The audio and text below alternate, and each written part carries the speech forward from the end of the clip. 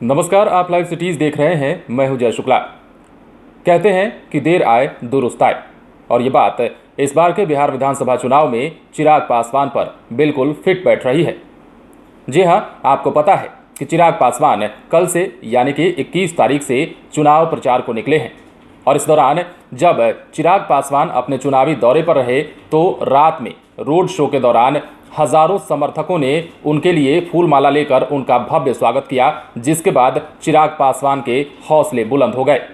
सबसे पहले आप वो तस्वीर देखिए जब चिराग पासवान रोड शो के लिए निकले थे, और उस दौरान सैकड़ों नहीं बल्कि हजारों की संख्या में उनके समर्थक, उनके सपोर्टर उनके अगवानी के लिए आए और उनके समर्थन में नारे लगाते नजर आए।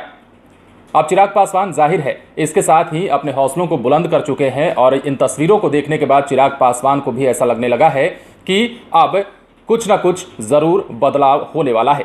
जैसा कि आपको पता है, चिराग पासवान लगातार युवा बिहारी का नारा लेकर साथ चल रहे हैं, युवाओं को जोड़ने की बात कर रहे हैं, समस्याओं पर विचार करने की, समस्याओं के समाधान की बात कर रहे हैं, और इसी कड़ी में लगातार वो नीतीश कुमार को भी घेरना नहीं भूल रहे हैं। चिराग पासवान ने देर रात एक ट्वीट भी किया है।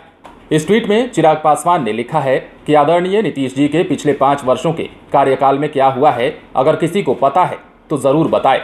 जाति आधार या गठबंधन के आधार पर वोट देने से आप सिर्फ वर्तमान ही नहीं बल्कि बिहार का भविष्य भी बर्बाद करेंगे। जाहिर है चिराग पासवान लगातार अब इस बात की ओर इशारा कर रहे हैं कि बिहार में जाति की राजनीति बहुत हो गई, अब उससे ऊपर उठकर बात करने की जरूरत है। वादों की राजनीति बहुत हो गई, अब वादों पर काम करने की जरूरत है, और यही कारण है कि चिराग पासवान लगातार नीतीश कुमार पर हमले बोल रहे हैं। चिराग पासवान यही नहीं रुके, बल्कि उन्होंने आज सुबह सुबह भी एक ट्वीट किया, और ट्वीट के माध्यम से एक बार फिर से नीतीश कुमार को घेरने का काम किया है। एक नहीं बल्कि लगातार चिराग पासवान कई ट्वीट पर ट्वीट किए जा रहे हैं, और हर ट्वीट में उनके केंद्र बिंदु नीतीश कुमार रह रहे हैं। चिराग पासवान ने अपने अगले ट्वीट में लिखा है कि विकास के कार्यों को क्रियान्वयन करने के लिए प्रदेश सरकार का ईमानदार होना जरूरी होता है। पिछले 5 साल में आदरणीय नीतीश कुमार जी के राज में अफसरशाही और 7 निश्चय में सिर्फ घोटाले हुए हैं।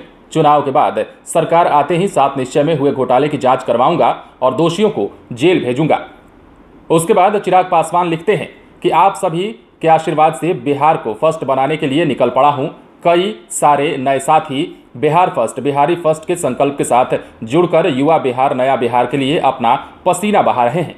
आप सभी से अपील है कि आने वाले 20 दिन सिर्फ बिहार में बदलाव के लिए कार्य करें, ताकि हम सभी बेहतर कल की ओर देख सकें। तो लगातार चिराग पासवान बिहार के भविष्य की बात कर रहे हैं, बिहार में समस्याओं की बात कर रहे हैं, और यही कारण है कि चिराग पासवान जब कल के चुनाव प्रचार के लिए निकले तो उनके रोड शो में हजारों की संख्या में लोगों ने उनका समर्थन किया, और पुरजोर समर्थन करते हुए इस दौरान नीतीश कुमार के खिलाफ जो है चिराग पासवान के स्टैंड के साथ खड़े हुए। और चिराग पासवान यही कारण है कि देर रात भी अपने ट्वीट में उन्होंने नीतीश कुमार का जिक्र किया, और सुबह भी जब ट्वीट किया तो उन्होंने विकास के कार्यों को पैमाना रखते हुए नीतीश कुमार पर हमला बोला है। तो लगातार चिराग पासवान अब अपने चुनावी मोड में आ गए हैं, और यही कारण है कि लगातार चिराग पासवान को मिल रहा ये समर्थन उनके हौसलों को बुलंद कर रहा है। और चिराग पासवान लगातार सरकार को घेरने की कोशिश भी कर रहे हैं, और बता रहे हैं कि बिहार में किन बिंदुओं पर काम होना चाहिए, और ये भी बता रहे हैं कि अब तक सरकार ने लोगों के साथ कौन सा घात किया है, क्या कुछ किया है।